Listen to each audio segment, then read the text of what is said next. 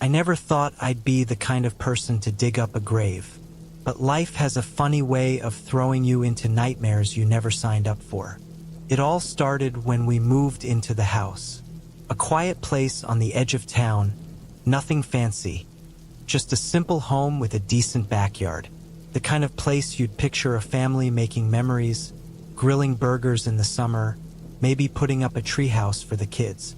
That's what I thought too. I was wrong. Think you know how this story ends? Share your thoughts in the comments and don't forget to subscribe for more chilling tales. My wife Sarah had found the listing online. A great deal, almost too good to be true. It's got space for the kids to run around, she said. And imagine the garden I could plant. She had a point. We'd been living in a cramped apartment for too long. And with 2 kids bouncing off the walls, we needed space. So we signed the papers, packed up our lives, and moved in. First, everything felt normal. The house had that musty old wood smell. The floors creaked in places, but nothing unusual. The backyard, though, it was wild. Overgrown weeds, patches of dead grass, and an old, rusted swing set that looked like it hadn't been touched in decades. A little TLC, and it'll be perfect, I told myself. Then came the digging. See, I had this plan to fix up the yard. Maybe lay down some new sod, plant a few flowers, make it look like something out of one of those home improvement shows. I even got the kids involved. Think we'll find treasure? My son, Max, asked, shovel in hand.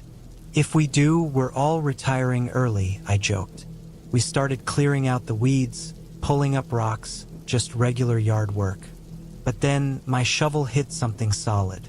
First, I thought it was just a buried rock. But the more I dug, the more I realized this was something else. A wooden plank. Maybe it's an old crate, Sarah said, peering over my shoulder. I grabbed a trowel and started clearing the dirt around it. The wood was cracked, rotting in places, but still holding together. My fingers brushed against something cold. Metal. A latch. That's when my stomach twisted. Why would there be a locked box buried in our backyard? I looked at Sarah. She was biting her lip, her excitement from earlier shifting into something else. The kids had stopped digging, sensing the change in the air. We should stop, she said. But I didn't stop. I pried at the latch. It was rusted shut, but after a few tries it gave way. The lid creaked as I lifted it. And inside, bones. Not animal bones. Not some old Halloween decoration someone forgot about. These were small. Human. Sarah gasped, yanking the kids back. My brain refused to accept what I was seeing.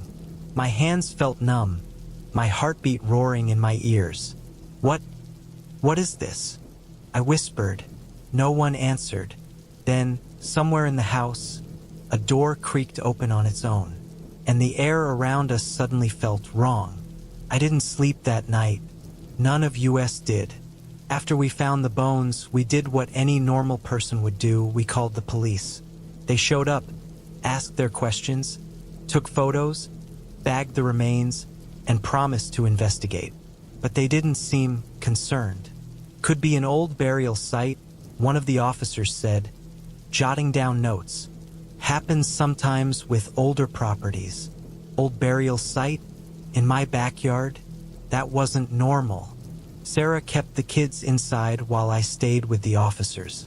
They poked around a bit, but by the time the sun started setting, they packed up and left. Just like that. No caution tape, no digging, no follow-up. Just a we'll let you know if we find anything. That didn't sit right with me. Something was wrong with this house. That night, the house felt heavier. The air was thick, like a storm was about to hit, except the sky outside was clear. The walls creaked more than usual. The pipes groaned. It was just the house settling, I told myself. Just old wood shifting. Then Max woke up screaming. I ran into his room, heart pounding. He was sitting up in bed, shaking, eyes wide with terror. Someone was here, he whispered. I turned on the light. The room was empty. Bad dream, buddy, I said, ruffling his hair, trying to sound calm, but his hands were ice cold, his face pale. No, he insisted. She was standing right there. She?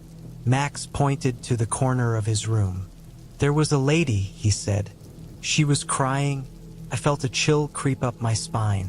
Sarah came in, rubbing her eyes. What's going on? Max clung to her, still shaking.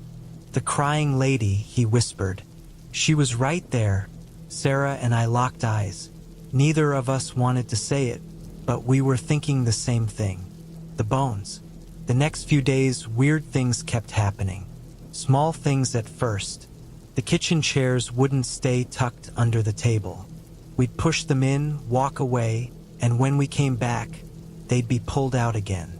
The lights flickered, but only in certain rooms.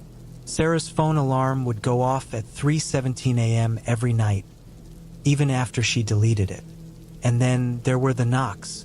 Always 3, always at random times, always coming from inside the walls. I checked the attic, the crawl space, the basement. Nothing. One afternoon, while Sarah was out grocery shopping and the kids were napping, I decided to check the backyard again. Maybe I missed something. Maybe there was some explanation that didn't involve ghosts or whatever the hell was going on. I grabbed a shovel and started digging where we had found the bones, but the soil felt different, softer, like it had been disturbed more than just once. And then my shovel hit something else. Not wood this time, metal. I cleared away the dirt and uncovered a rusted old box, about the size of a shoebox. It had no lock, just a latch that barely held together. My hands trembled as I flipped it open. Inside were photographs. Old, faded, black and white pictures. At first, they just looked like regular family photos. People standing in front of a house, kids playing in the yard. But then I saw her. In every single photo in the background, barely noticeable at first, was a woman. Her face was blurred, her hair long and tangled, her dress torn at the edges. And in the last photo, she was staring directly at the camera. No eyes, just dark, empty sockets. I slammed the box shut, and then, from inside the house, Sarah screamed. Sarah's scream shot through me like a knife. I dropped the rusted box, my heart hammering against my ribs as I sprinted inside. Sarah? My voice cracked as I ran down the hall. I found her standing in the living room, frozen, one hand over her mouth, the other gripping the edge of the couch like she needed it to stay upright. Her eyes were locked on something behind me. I turned. All the kitchen chairs were stacked, perfectly, balanced one on top of the other, forming a tower that reached the ceiling. No sound, no movement, just that impossible, unnatural sight. I felt my stomach tighten, a sick, heavy weight settling in my gut. The kids. I bolted down the hallway to their room, my breath coming in short, panicked bursts. They were still asleep. Safe. For now. After that, things got worse. First, it was little things. Objects weren't where we left them. Lights flickered more often, even the bulbs we just replaced. The air in certain rooms felt thick, like stepping into water, pressing against my chest, making it hard to breathe. Then we started seeing her. It wasn't like in the photos where she was just a shadow in the background. No, now she was inside the house. Sarah saw her first. She was doing the laundry when she caught movement in the reflection of the dryer's glass door, a figure standing in the hallway behind her. She thought it was me at first, but when she turned, the hallway was empty. Then I saw her. I was brushing my teeth, half asleep, when I looked up at the mirror. She was standing behind me. My brain refused to process what I was seeing. Dark, hollow eyes, stringy hair, her mouth slightly open, as if trying to speak. I spun around so fast I nearly fell. Nothing. I didn't sleep that night. The next morning, we packed our bags. "We can't stay here," Sarah said. stuffing clothes into a duffel bag. "I don't care what the cops say. We are not staying in this house." She was right. I knew she was right. But as I zipped up my own bag, something in my gut told me it wasn't going to be that simple. And I was right. We never made it out. As we carried our bags to the front door, we heard footsteps. Not ours. Not upstairs. Not outside. They were inside the walls. Slow, deliberate. I reached for the doorknob. It wouldn't turn. "Why won't it open?" Sarah's voice was rising, panic creeping in. I yanked harder. The deadbolt was undone, but the door felt wrong, like something was pressing against it from the other side. The footsteps grew louder. Then the lights went out. Complete darkness. Sarah gasped. The kids woke up crying. And then, knocking. 3 slow knocks. Right behind us. I turned so fast I nearly tripped. The hallway was pitch black, but I knew something was standing there, watching. A whisper slid through the silence. A woman's voice, dry and hollow. "You dug her up." The air turned ice cold. My breath fogged in front of me. Sarah grabbed my arm. "Who said that?" I didn't answer, because I didn't know. That night we slept in the car. Or at least we tried to. The kids were curled up in the back seat. Sarah gripping my hand so tightly her nails dug into my skin. Every time I closed my eyes, I saw her, the crying woman. Somewhere, deep in my gut, I knew this wasn't over. And I was right, because at exactly 3:17 a.m., Max sat up. His eyes were open, but he wasn't awake. "She's not done yet," he whispered. Then he turned his head slow, unnatural, toward the house, and smiled. Max's smile wasn't his. It was too wide, too knowing, too wrong. My heart pounded as he turned toward me, his small body unnaturally still. His lips moved, but the voice that came out was not my son's. "You shouldn't have dug her up." The same whisper from inside the house. But now it was coming from him. Sarah gasped, pulling him back, shaking him. "Max? Baby, wake up." No reaction. His eyes were open, blank. Then, without warning, his body convulsed. His head snapped back, his mouth stretching open in a silent scream. I grabbed his shoulders. "Max, snap out of it." His eyes rolled back. His tiny hands clawed at his own arms like something was inside him, trying to crawl out. And then, he stopped. The air in the car turned ice cold. My breath fogged in front of me. Max's head lowered, his gaze locking onto mine. And when he spoke, my blood ran cold. "She's in the house." Sarah clutched his trembling body against her chest, her own breath ragged. "We have to leave," she whispered. "Now?" I nodded, fumbling with the keys, shoving them into the ignition. The engine sputtered, coughed, then died. "No, not now." I tried again. Nothing. Something was keeping us here. Then, a sound. A slow, deliberate tap-tap-tap on the driver's side window. I turned my head, dread coiling in my gut. She was there. The crying woman, standing just outside, her face inches from the glass. Her skin was gray, stretched too tightly over her bones. Her hollow eyes bore into me, black pits filled with something wrong. Her lips trembled, her mouth moving soundlessly. And then she did scream, a piercing, gut-wrenching wail that shattered the silence, making every nerve in my body lock up. The car shook violently as if something unseen was slamming into it from all sides. Max shrieked, clutching his head. Sarah screamed. The windows began to crack. The car was no longer safe. We had to move. I threw the door open, grabbed Max, and yanked Sarah out after me. We ran like our lives depended on it, back toward the house. The same house we had tried to escape from. The front door was open. shouldn't have been open, but there was nowhere else to go. I pushed Sarah and Max inside, slamming the door shut behind us, locking it. My breath was ragged, my hands shaking so badly I could barely keep hold of the doorknob.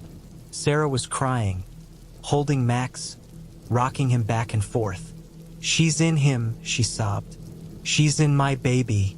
And then, the house groaned. The walls stretched, the floorboards creaked under an invisible weight. Shadows twisted in the corners, moving like living things. I turned, and there she was, not outside, inside, standing at the end of the hallway, closer now, no longer crying, just staring. And then she moved, not walking, not running, just gliding, fast, impossibly fast, straight toward me. I couldn't move, couldn't breathe. Cold fingers wrapped around my throat. I choked, my body jerking back as unseen hands lifted me off the ground. The air in my lungs burned, my vision blurred. Sarah was screaming. Max was laughing. "You dug her up." The words echoed inside my skull. I clawed at my neck, my feet kicking uselessly in the air. My vision tunneled. Everything went black. I woke up gasping for air, flat on my back. Cold wood beneath me. The house was silent, too silent. "Sarah, Max." I forced myself up, my body aching like I'd been hit by a truck. My throat burned. My vision swam, but I had to move. I had to find them. The hallway stretched longer than I remembered, the air thick with something heavy. Wrong. Then I heard it. A whisper. "You dug her up." The voice was inside my head now, crawling under my skin. I stumbled into the living room and stopped cold. Sarah was on the floor holding Max. Her face was streaked with tears, her body shaking, but they were alive. "Sarah," I choked out. Then I saw her. She was standing in the doorway, but this time she wasn't staring at me. She was staring at Max. Max, who was smiling up at her. My stomach turned to ice. He reached out. "She's not bad," he whispered. "She's just lonely." The walls groaned. The temperature dropped. My breath came out in white puffs. Sarah pulled Max back. "We have to go," she said, her voice shaking. I grabbed the car keys. The door that wouldn't open before was now unlocked. We ran. We never went back. Not for our things. Not for answers. Not for anything. We drove through the night, stopping only when the exhaustion became unbearable. We checked into a cheap motel off the highway, the neon sign buzzing outside our window. Sarah fell asleep holding Max, her arms wrapped so tightly around him it was like she was afraid he'd disappear. I sat awake, watching, listening. At 3:17 a.m., Max stirred. His eyes fluttered open. He looked at me, and then he whispered, "She let us go." I felt my skin crawl. "Max," I said carefully, "how do you know that?" He just smiled and went back to sleep. Weeks passed. We moved into a new place, a bright, modern apartment in a crowded neighborhood, far from empty backyards and old graves. Things should have gone back to normal, but they didn't. Max started talking to someone when he thought we weren't listening. At night, he would sit in the corner of his room, whispering. One night, I finally asked him, "Who are you talking to, buddy?" He blinked up at me. Then, in the quietest voice, he said, "The crying lady." My blood turned to ice. "Max," I forced out, "where is she?" His little head tilted, like he was listening to something far away. Then he smiled. "Right behind you." I didn't turn around. Couldn't. We left the house. But I don't think she ever left us. And now, every night at exactly 3:17 a.m., I wake up and I feel her watching. Ready for more chills and mysteries? Subscribe and turn on the bell. You never know what story is coming next.